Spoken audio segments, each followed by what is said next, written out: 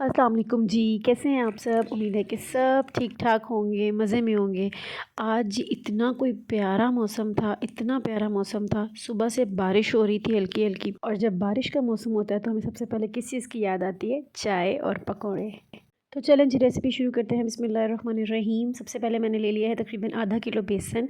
उसमें मैं ऐड कर रही हूँ 1 चम्मच नमक। फिर मैंने इसमें ऐड किया है 1 चम्मच कुटी लाल मिर्च, 1 चम्मच सूखा धनिया। आपने इसको दरदरा सा पीस लेना है, फुल नहीं ग्राइंड करना।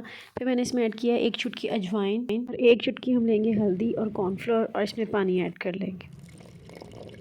अंदाजे से 1 कप पानी ऐड कर दें, और इसको पहले हम थिक सा बैटर बनाएंगे, क्योंकि आज मैं बनाने लगी हूँ एक ही बैटर से 4 मुख्तलिफ़ तरह के पकौड़े। एक वैरायटी आ जाती है इनके जायके में भी और सर्विंग में भी। तो ये एक बहुत ही शानदार रेसिपी है रमज़ान के हवाले से, ख़ास तौर पे अगर आपने किसी की इफ्तारी की हुई है, क्योंकि हमारे आम तौर पे जो है ना, पकौड़ों के बगैर तो इफ्तारी समझी नहीं जाती कि होगी। तो इतना खूबसूरत मौसम था, मैंने कहा चाय के साथ पकौड़े भी बन जाएंगे और आप लोगों के साथ रेसिपी भी शेयर हो जाएगी। इधर मैं काट रही हूँ हरा धनिया, क्योंकि हरा धनिया ज़्यादा सारा डला हुआ बहुत मज़े का लगता है पकौड़ों में। और साथ में ऐड कर रही हूँ 4 से 5 हरी मिर्चें। अच्छा, पकौड़ों की जान होते हैं हरी मिर्चें और हरा धनिया, क्योंकि डालते ही एकदम से इतनी मज़ेदार खुशबू आती है ना, और जायका भी बेहद मज़े का लगता है। अब ये बैटर तैयार है और इसे हम बनाएंगे 4 तरह के पकौड़े। जी, पहले जो पकौड़े हैं हमारे, वो हैं प्याज के पकौड़े। ये प्याज एक हमने लेना है और इसको ये मोटे मोटे ना स्लाइस में काट लेना है, और इसके अंदर से रिंग्स निकाल लेने हैं। जी, ये रिंग्स निकाल लेने हैं, और जो ये सेंटर वाले पार्ट है ना, इनको हमने साइड पे कर देना है। इनको हमने ज़ाया नहीं करना। आगे चल के जो दूसरी तरह के पकौड़े हैं, इसको हम उसमें ऐड कर देंगे। कुछ लोगों को ये बहुत पसंद होते हैं, मेरी अम्मी के ये फेवरेट हैं। जी, ये हमारे रिंग्स तैयार हो गए हैं।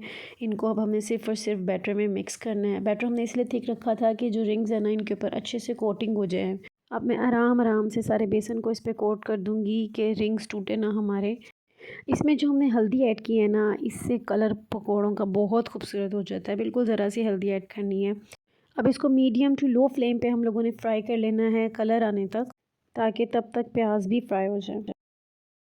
नेक्स्ट अब हम बनाते हैं आलू के पकोड़े। सबके फेवरेट होते हैं, मेरे भी फेवरेट हैं। बड़े साइज़ के आलू ले लें, उसको हम लोगों ने स्लाइस में काट लेना है और बैटर में अच्छे से मिक्स कर लेना है, कोटिंग कर लेनी है इसकी। इसमें भी हमने बैटर थोड़ा सा थिक ही रहने देना है, और इसके बाद जो है ना, मैं इनको निकाल के फ्राई कर लूँगी।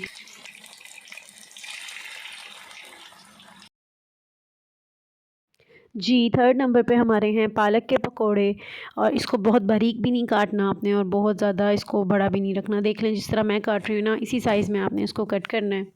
जी, जो आलू और प्याज के पकोड़े हमने बनाए थे, उसको हमने बैटर में डाल के निकाल के फ्राई कर लिया था। लेकिन जो पालक है, इसको आपने पहले प्लेट में निकाल लेना है, और इसके ऊपर से आपने इसके बैटर ऐड करना है। क्योंकि अगर हम पालक को ही सीधा बैटर में डाल देंगे, तो जो हमने चौथी वैरायटी के पकोड़े बनाने हैं ना, वो मुश्किल हो जाएंगे, क्योंकि पालक सही से निकलेगी ही नहीं। अब हमने इसमें बैटर डालना है और थिक सा मिक्सचर बना लेना है।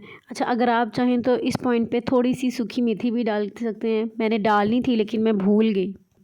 मौसम इतना प्यारा था, आज मैं गार्डन में ही चीज़ें तैयार कर रही थी, तो इस चक्कर में मैं मेथी बाहर लाना ही भूल गई। लेकिन उसके बगैर भी बहुत मज़ेदार ही बने थे ये। अब हमने इनको भी मीडियम टू हाई फ्लेम पे जो है ना तैयार कर लेनी है, क्योंकि पालक हमारी बहुत ज़्यादा टाइम नहीं लेती। अच्छा, आप इसमें ना ऑयल थोड़ा सा ज़्यादा डालेंगे। मेरा ये था कि जो मेरा पैन था वो ज़्यादा फ्लैट था, तो आप कोशिश करें कि कढ़ाई में बनाएं।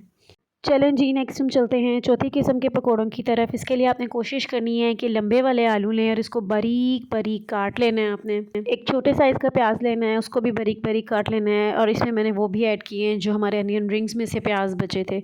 इन दोनों चीज़ों को हमने बैटर में ऐड कर देना है, और साथ में मैं थोड़ा सा सूखा धनिया और अनारदाना ऐड कर रही हूँ। अनारदाने का केक बहुत मज़े का लगता है इसमें। अब हमने इसको अच्छे से मिक्स कर लेना है, और ये हमारे आलू प्याज के पकौड़ों का मिक्सचर तैयार है, जो कि बहुत ज़्यादा कॉमन है, हमारे घरों में बनते हैं। अगर आप चाहें तो थोड़ा सा बेकिंग सोडा ऐड कर सकते हैं, उससे थोड़े सॉफ्ट बनेंगे। लेकिन मुझे पर्सनली थोड़े से क्रिस्पी पसंद हैं, तो मैंने ऐड नहीं किया था। बाद में मैं सोच रही थी थोड़ा सा कर ही देती तो अच्छा था, क्योंकि सिर्फ हमने नहीं ना, बड़ों ने भी खाने होते हैं। जी, ये मज़ेदार से हमारे 4 तरह के पकौड़े तैयार हो चुके हैं। अच्छा, इतने मज़ेदार मौसम में हो पकोड़े, साथ में हो चाय, और सर्व करें अगर हम इमली और पुदीने की चटनी के साथ, तो यकीन करें मज़ा दुबाला हो जाता है। ये इमली और पुदीने की चटनी की रेसिपी मैं अपनी पिछली वीडियो में बता चुकी हूँ, बल्कि रमज़ान के हवाले से मैंने मुख्तलिफ़ किस्म की चटनियाँ बनाई थी, और बना के आप उनको फ्रीज़ कर सकते हैं। अगर आपने वो वीडियो अभी तक नहीं देखी, तो मैं उसका लिंक जो है ना डिस्क्रिप्शन में ऐड कर दूँगी। जी, अब हम इंजॉय करते हैं चाय पकौड़े। नेक्स्ट वीडियो में मुलाकात होगी नई रेसिपी के साथ। तब तक के लिए अल्लाह हाफ़िज़।